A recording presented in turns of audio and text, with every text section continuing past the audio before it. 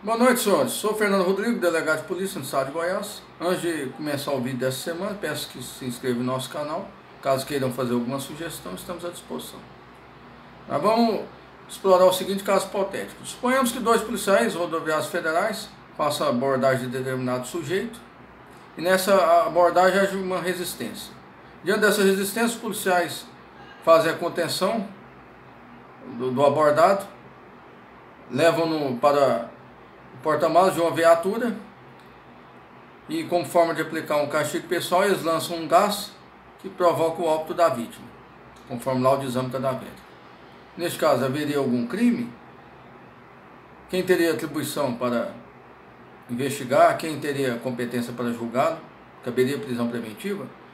E se no mesmo caso hipotético, outros dois policiais presenciassem o fato e não fizessem nada? Eles poderiam responder por algum crime? E esse fato poderia gerar uma responsabilização perante a Corte Interamericana de Direitos Humanos? Então, o vídeo de hoje nós vamos tentar responder essas indagações. Então, vamos por etapas. Em relação ao crime, os policiais que, em razão da resistência do abordado, que fizeram a contenção e o lançaram no porta-malas da viatura e lançaram um gás que provocou a morte, na minha opinião, eu entendo que eles respondem pelo crime de tortura qualificada, pela morte da vítima. Esse crime está tipificado no artigo 1º, inciso 2, parágrafo 3º da Lei 9.455. Ainda tem a causa de aumento do parágrafo 4º, inciso 1º da mesma lei, uma vez que o crime foi praticado por agentes públicos. Então, o artigo 1º, inciso 2 diz: submeter alguém sob sua guarda, poder da autoridade, com emprego de violência ou grave ameaça, a intenso sofrimento físico ou mental, como forma de aplicar castigo pessoal ou medida de caráter preventivo. Reclusão de 2 a 8 anos. Então, nesse caso, eles, como a vítima estava sob o poder dos policiais que fizeram a abordagem, e como ela foi submetida a intenso sofrimento físico e mental, por ser colocada no porta-malas da viaturas, sob o efeito de gás, porque os policiais jogaram gás, e nesse caso eu entendo que houve esse crime. A forma qualificada pela morte, houve o óbito da vítima, conforme o laudo de exame cadavérico, no exemplo citado.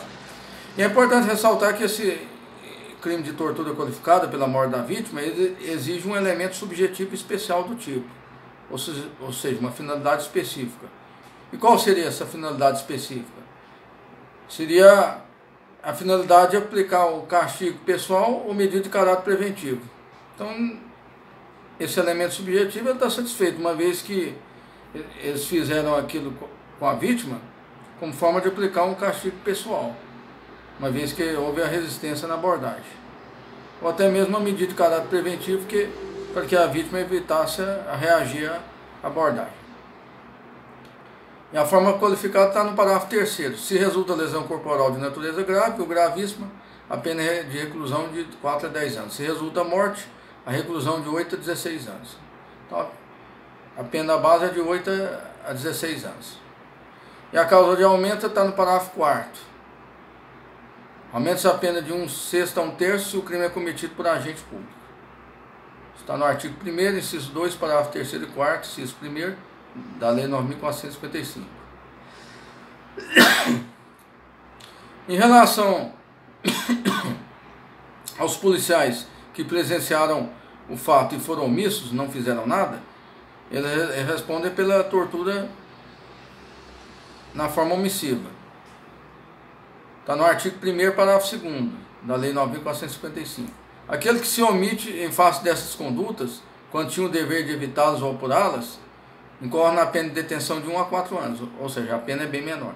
Então, esses policiais que presenciaram o fato, eles tinham o dever de evitar esse fato, evitar que a vítima fosse colocada no porta-malas sob efeito de gás. Investigação. Quem tem atribuição para investigar esse caso é a Polícia Federal. Está no artigo 1º, inciso 3º, da Lei 10.446, uma vez que esse crime é da competência da Justiça Federal.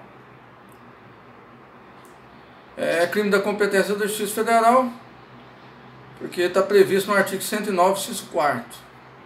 Ou seja, É uma infração praticada em detrimento de interesse da União, uma vez que a Polícia Rodoviária Federal é um órgão da União.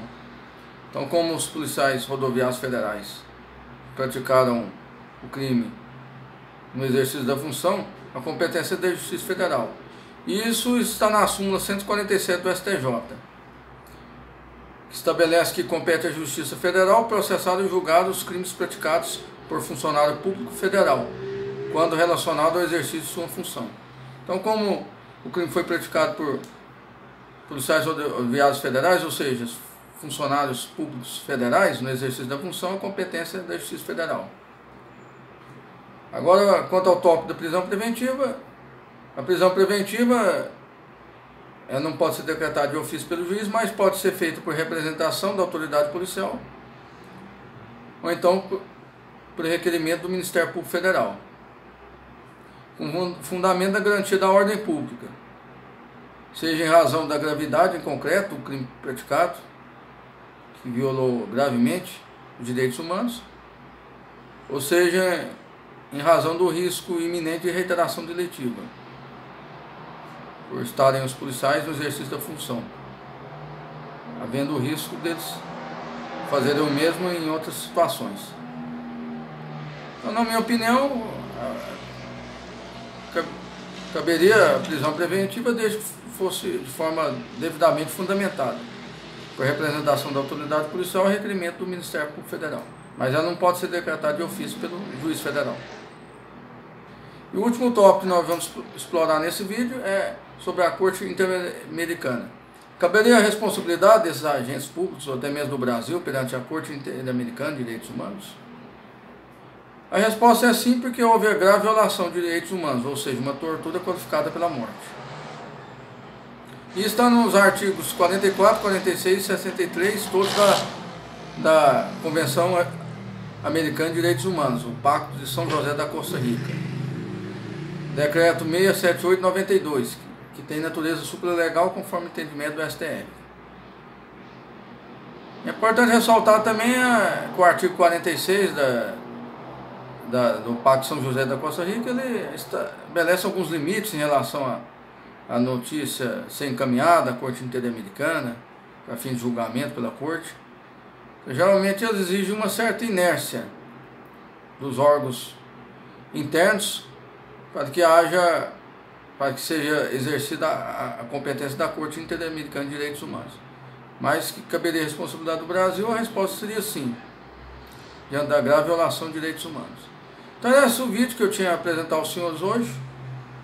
Antes de encerrar, peço que se inscrevam em nosso canal, caso queiram sugerir algum tema, estamos à disposição. Também aceitamos críticas, desde que sejam de forma fundamentada. E muito obrigado pela atenção de todos. Desejo-lhes uma boa noite.